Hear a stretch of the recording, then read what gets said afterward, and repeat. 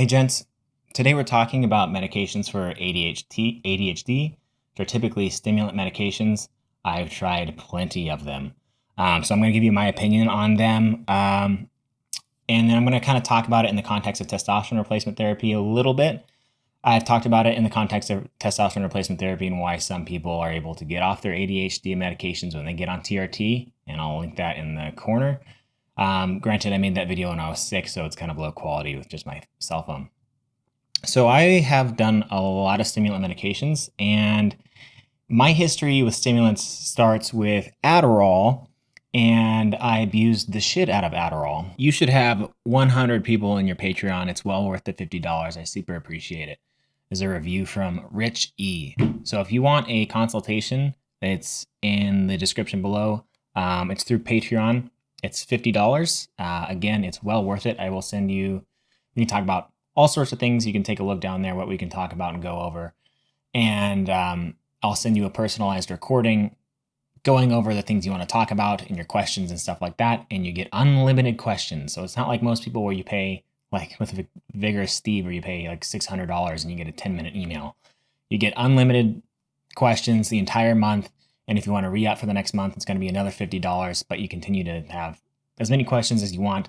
And if you want to cancel, you can just ask your question. I give you the recording and then you cancel it. And if you forget and you accidentally pay the next month and you don't have more questions, I'll refund you your money. I'm not that greedy. So anyway, quick plug there. Back to the video.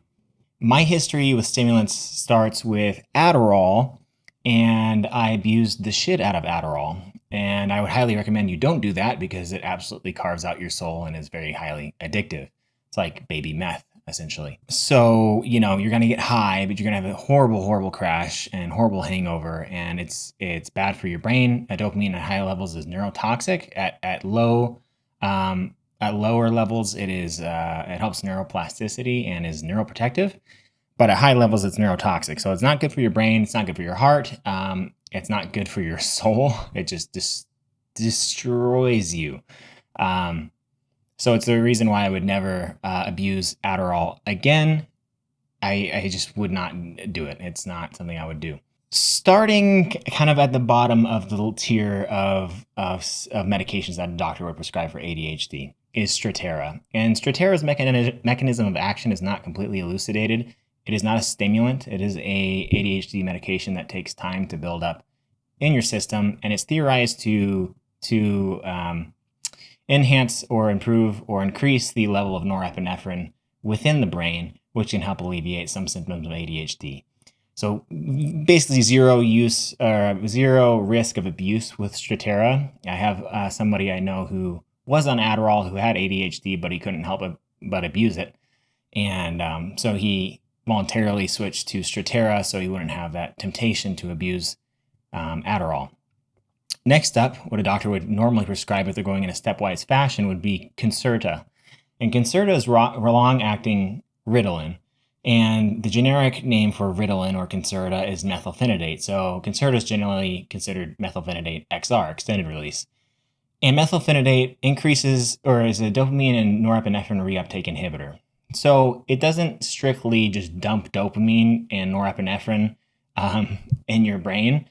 It increases the availability of these neurotransmitters within the synaptic cleft. I tried Concerta. I really didn't like it. It made me feel like a robot. It made me feel like everybody else was like an NPC. Like it made my brain way too quiet. I'd recommend you give it a shot first because it has less of a kind of crash feeling, and it can be effective for some individuals. I know somebody who had autoimmune encephalitis who now does very well with Concerta. For me, not so much, not something I'm interested in. We'll talk about what's happening here in just a minute. The next thing that they probably try prescribing you is possibly instant release Ritalin. Some people take Concerta and then have an instant release Ritalin booster in the afternoon. So if Concerta doesn't work for you, sometimes the time release mechanism of the generics aren't equal to that of the brand name Concerta. And that can affect how your body absorbs the medication and at what times and things like this. So it can make you feel weird if the dosage or the release isn't suited to your physiology. So in Canada, Concerta, brand name Concerta is really cheap with insurance, extremely cheap. I think it's almost free. In the United States, it's like $3,000 for like a normal dosage for a month. So it's crazy. Unless you're Post Malone, you're not getting brand name Concerta. The next thing that they'll probably try is Adderall. There's extended release Adderall and instant release Adderall. Some versions work better for some people than others. In my opinion, if you're going to use Adderall, instant release is probably the way to start, just to see how you tolerate the medication. Because if you start with the extended release and you don't do so well on it, you really can't get off the ride. With extended release Adderall, you're going to have an initial dose. It's kind of dropped into your system, and then there's a delayed effect for the next dose. So if you have 20 milligrams of Adderall XR, you're going to get 10 milligrams right away. And then in about 4 hours or so, you're basically going to get another dump of 10 milligrams. And you could basically achieve this effect by taking 10 milligram instant release spaced out. And I think that instant release medications for Adderall, instant release Adderall, allows you more variability and more control. So the upside to extended release is that you can just take it once and then not really have to think about it. But the upside of instant release Adderall is that you can adjust your dosage, how you like it. You can take 10 in the morning and then 5 in the afternoon to get you to the evening. Adderall increases directly the neurotransmission of dopamine and norepinephrine. So you'll see a trend here of dopamine and norepinephrine being the primary neurotransmitters responsible for reducing symptoms of ADHD. Past that, you have, and Adderall you'll see it's called mixed amphetamine salts. And so it's made of 2 isomers, which is levoamphetamine and dextroamphetamine. And levoamphetamine is noradrenergic,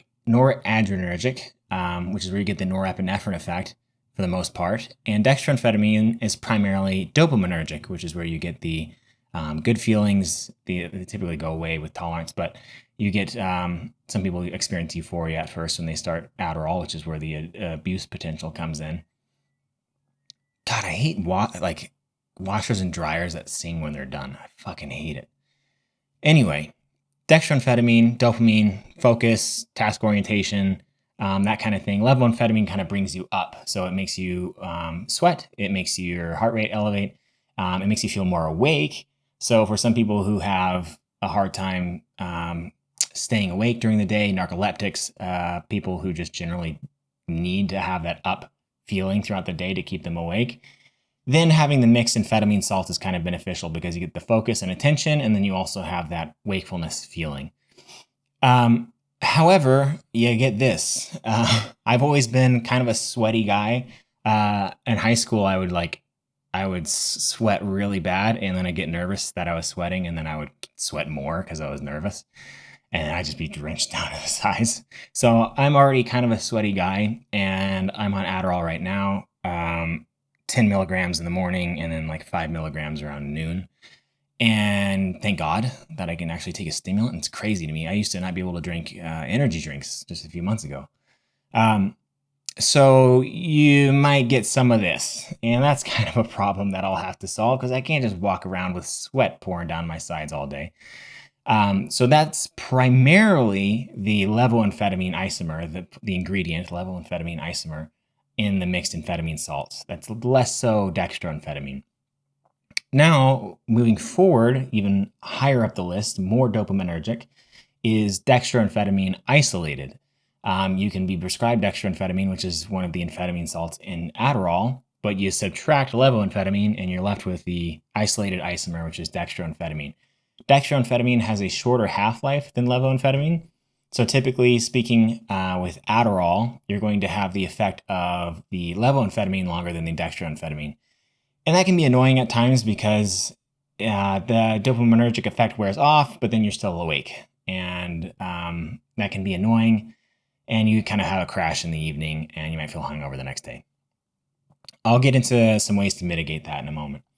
With dextroamphetamine, it's a little bit shorter acting. However, it is highly dopaminergic. It has a high abuse potential. because it's so dopaminergic, and it doesn't have as much as that up feeling of the higher heart rate, elevated blood pressure, things like that. And in most cases for people with ADHD, I think it's underutilized. I think doctors don't prescribe it nearly as often as they should for people with ADHD, and I think that's primarily because of the higher abuse potential. In my opinion, Adderall is already way up there for abuse potential, so I think dextroamphetamine for a lot of people who have ADHD, considering it's the theory behind ADHD is lack of dopamine signaling, would be more effective than Adderall. That's just my opinion. Above that, and which is hardly ever prescribed outside of possibly extreme narcolepsy, would be Desoxyn, which is prescribable methamphetamine. I have never seen anybody be prescribed this, and I can only assume it is in the worst cases of narcolepsy. Doctors would usually prescribe a really high dose of Adderall for someone who has narcolepsy before they ever went to Desoxyn. In fact, I think you'd probably have a very hard time finding that on pharmacy shelves. So that's kind of one more that people kind of think is a nootropic, which it isn't really a nootropic. And I don't know if I said it in this video, but nootropics typically are agents or compounds that typically improve cognition or enhance cognition or are anxiolytic, somehow improve brain function with less of a kickback. So generally speaking, when you're taking medications like Adderall, dextroamphetamine, etc., they have a kickback, right? You get the benefit of the dopaminergic signaling, but then you're going to have a crash in the evening where you're tired, fatigued, and the next day you're going to be hungover. And then anytime you want to take a break from the medication, you're going to have a withdrawal period. So I would not classify amphetamines as nootropics whatsoever, despite the fact that they improve concentration and enhance organization, task organization, ability to stay on task, things that people with ADHD have trouble with. People consider modafinil a nootropic, and I disagree with that. Modafinil is a dopamine, similarly to Ritalin, it is a dopamine and norepinephrine reuptake inhibitor. However, it is way less dopaminergic than these other stimulant medications, and it's used a lot of times for people who it is used in narcolepsy. It is also used very commonly for people who have shift work overnight and they just need to be awake, and that's it. And modafinil does a great job at making you feel awake, but it doesn't, if you have problems with task orientation and executive functioning, then it doesn't do a super great job at helping you there. So if you don't have problems with that, it's great to make you feel awake. People consider it the limitless drug. But people who consider it the limitless drug typically don't use it long term because because there is still a kickback with modafinil, which is you can still have a little bit of a crash, and the crash can be kind of annoying. But if you're doing shift work, then you kind of need it, So modafinil has low abuse potential, is less dopaminergic, although there is still some dopamine reuptake inhibition, and is considered a wakefulness agent. Some people, modafinil, I should say, is much slower to gain a tolerance. So you can use modafinil on a daily basis. And for a lot of people, not everyone, for a lot of people, it takes a longer time to get a tolerance. However, with all these medications, I recommend that, and it is highly recommended across the board, that somebody takes days off. So to maintain effectiveness of the medication. So, taking weekends off, or if you're not going to take weekends off, then have days where you're on a holiday or whatever and you don't take your medication because you don't need it. That'll reduce the withdrawal effect if you're ever going to completely come off of it, and it'll also increase the efficacy of the medication throughout the week when you actually need it. So my opinion on stimulant medications are there's no free lunch, essentially. If you could just take Adderall and feel good all day and do all your tasks and stuff, and then you just go to bed and wake up and you take Adderall again and it's all just great, the whole world would be on Adderall and we'd be probably 3,000 years ahead of, technologically wise. Everybody would be on it. And the problem with Adderall and other stimulants, even Concerta, Ritalin, but modafinil to a lesser extent, and dextroamphetamine, is that you're going to have that come down at the end of the day, and you're going to have the withdrawal effect. And a lot of people suffer from a crash at the end of the day. With these stimulants, two things to note. One, with Adderall and Dextroamphetamine, you want to, and Concerta, so I guess all the stimulant medications, you want to avoid drinking anything with citric acid in it around the time when you take your medication. So citric acid decreases the absorption of the medication. So if you're drinking a Red Bull and then you take your stimulant medication, you're not going to feel the Adderall or whatever nearly as much as if your stomach were not were alkaline. So it's advisable to avoid citric acid. You'll see it on cans. You look at a Red Bull or a soda or orange juice, obviously. It's going to be high in citric acid, and it's going to decrease the bioavailability of your stimulant medication. For the crash at the end of the day, which is inevitable for any stimulant medication, it's going to be more effective with the other stimulants outside of Concerta, but L-tyrosine is a precursor to dopamine and norepinephrine, so that can reduce the crash at the end of the day. You'll notice if you take, I did this when I abused stimulants, if you use your medication and you start feeling like you're kind of crashing towards the end of the day and you take 1,500 milligrams of L-tyrosine, you're going to notice a significant difference in the severity of the crash. And then also a significant difference in the severity of the hangover the next morning before you take your medication. So my favorite stimulant is Dextroamphetamine. I think it's great for task orientation. It's great for focus. It's great for getting things done. However, in my current state, I would have to say it's Adderall. And the reason why is because I'm exhausted all the time. And that's from chemotherapy and that's from autoimmune encephalitis. Autoimmune encephalitis causes fatigue in a lot of people after they've run their disease course.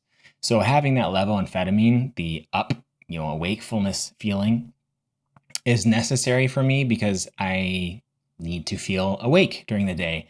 And so having the combination of the dopaminergic activity with the norepinephrine noradrenergic activity is beneficial to me. Downside is this shit right here. So I was already a sweaty guy to begin with, and it just makes it much, much worse. And I have to figure out a way around that. Dextroamphetamine, it can still raise your heart rate, blood pressure, make you sweat, but significantly less so than Adderall, with taking out that levoamphetamine ingredient or isomer. So right now, like I said, I think in this video, I am on 10 milligrams in the morning and 5 milligrams in the afternoon. I suffer a crash in the evening, which sucks. And I'm on chemo, so the crash sucks even harder. And I take 2 days off a week, so it's going to be Friday, Saturday, and then I start up again on Sunday. And that'll keep the tolerance at bay, but the euphoric feelings that people typically have when they start Adderall, and when I started Adderall, fade, because your 2 days off is not enough to completely reset your tolerance to zero.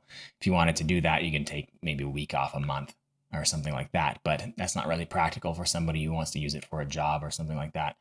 And certainly in the future, my sleep is such garbage. Another problem after having autoimmune encephalitis, I'm going to have to use Adderall through the week to maintain a job. YouTube is not my job. It does pay me a little bit, and I enjoy doing it, but it's not my job. So, those are stimulants in a nutshell. The reason I'm talking about it is because I'm on one and I got nothing else to do. I just cleaned up my whole house. Right now I'm on chemotherapy for autoimmune encephalitis. I consider myself in remission. I have a lot of healing to do, and I have 2 more chemo infusions left. And so I'm kind of in this waiting period where I'm kind of just waiting to get better and waiting for these chemo infusions to come up. So I can use Adderall more sparingly. I probably don't need it every day. And because I don't have a whole lot to do. I work out and I clean the house and maybe work on a video or a couple of projects or something like that. But it's not mandatory for me by any means. That said, the lineup is Strattera, Concerta, Ritalin, Adderall, Dextroamphetamine, and rarely, if ever, Desoxin. Again, I would highly recommend you do not abuse these medications. If you have a tendency towards abuse, I would start with Strattera 100%. And see if that works for your ADHD.